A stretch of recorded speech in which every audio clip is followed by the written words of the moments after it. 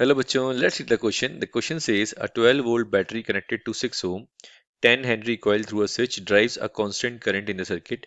The switch is suddenly opened, assuming that it took 1 millisecond to open the switch. Calculate the average induced EMF across the coil. तो बच्चों यहाँ पे आपको coil के across induced EMF find करना है। तो उसको फाइंड करने के लिए आपके लिए जो की कंसेप्ट होगा इस क्वेश्चन को सॉल्व करने के लिए बच्चों आपको इंड्यूस्ड ईएमएफ का फॉर्मूला क्लियर होना चाहिए। ठीक है, तो इंड्यूस्ड ईएमएफ का फॉर्मूला क्या होता है बच्चों? Minus L D I by D T. ये किसी भी कॉइल के लिए अगर आपको इंड्यूस्ड ईएमएफ फाइंड करना है तो इससे आप कैलकुलेट कर सकते हैं, जिसमें D I by D T क्या होता है बच्चों? Rate of change of current. D I by D T क्या होता है? Rate of change in current.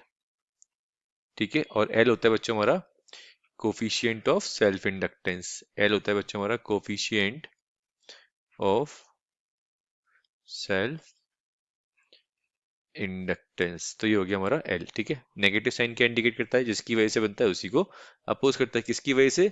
Change in magnetic flux की वजह से ईएमएफ बनता है और उसी को ये क्या करता है? अपोज करता है। इसलिए यहाँ पे आता है बच्चों नेगेटिव साइन। ठीक है, और बेसिक फॉर्मूला करंट का यहाँ पे यूज कर सकते हैं आप, I equals to E by R. E again यहाँ पे क्या है? ईएमएफ, और आर क्या है बच्चों यहाँ पर?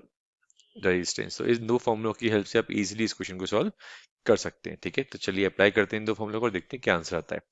तो सबसे पहले बच्चों एक काम करते हैं, हम जब सर्किट क्लोज था तब हम I1 निकाल लेते। तो I1 क्या हो गया? E by R. क्वेश्चन में वोल्टेज हमको 12 दे रखा है, रेजिस्टेंस हमको दे रखा है बच्चों 6 ओम। तो ये आ गया 2 एम्पियर। ये हमारे पास I1 आ गया। जैसे ही आप स्विच को ओपन करेंगे, सडनली ओपन हुआ, तो I2 क्या हो गया बच्चों? 0 हो गया। तो यहाँ से अगर हम बात करें बच्चों D I by D T, तो D I by D T हम लिख सकते हैं I2 minus I1 divided by T2 minus T1। ठीक है, तो माइनस, अब हमारे पास I1 कितना था बच्चों? 2 था, और I2 0 था, और I1 कितना था? 2।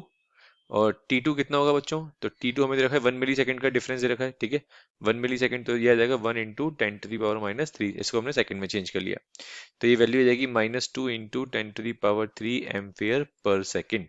ठीक है, तो D I by D T आ गया हमारे पास -2 into ten to the power 3 second. ठीक है, एम्पियर पर सेकंड। अब हमें ईएमएफ निकालना है, तो ईएमएफ आ जाएगा बच्चों अपने पास minus L D I by D T. L कितना दे रखा है बच्चों क्वेश्चन में? 10 दे रखा है, तो ये -10 into -2 into ten to the power ten to the power plus 3। इसको जब फाइनली सॉल्व करेंगे तो ये आएगा 2 into ten to the power 4। Minus minus plus हो गया, और ईएमएफ की यूनिट होती है बच्चों वोल्ट। तो हमारे पास जो ईएमएफ आएगा बच्चों 2 into ten to the power 4 volt आएगा। सोचो कितना हाई वोल्टेज बेसिकली यहाँ पर प्रोड्यूस जाएगा, इतना ज्यादा ईएमएफ प्रोड्यूस हो जाएगा यहाँ पे उस पर्टिकुलर टाइम इंटरवल में। ठीक है, तो ये this is the final answer of this question. I hope you understood well. Best of luck बच्चों।